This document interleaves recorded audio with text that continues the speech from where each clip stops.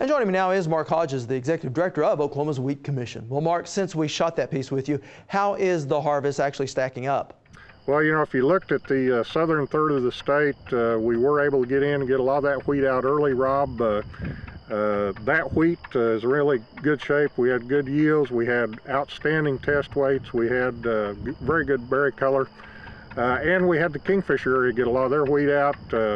And then far western, northwestern Oklahoma, the extremes of those, we got some wheat out. But really, the rest of the state, we need for the rain to stop long enough and for it to dry up long enough we can get the rest of this wheat out.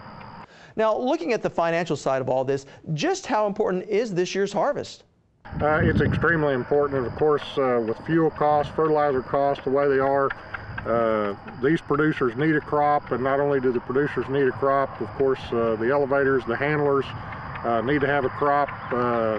The input costs are so high right now. These producers need some kind of a cushion going into this next year to get this next crop in.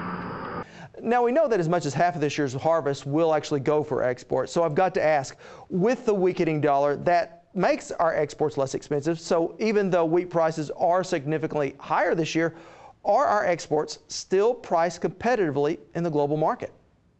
Well, our exports are competitive in the market, and of course, we've operated from a market development standpoint for several years now on value, and that being price, quality, and service, and of course, quality being the major part of that. Mark Hodges, Executive Director for the Oklahoma Wheat Commission.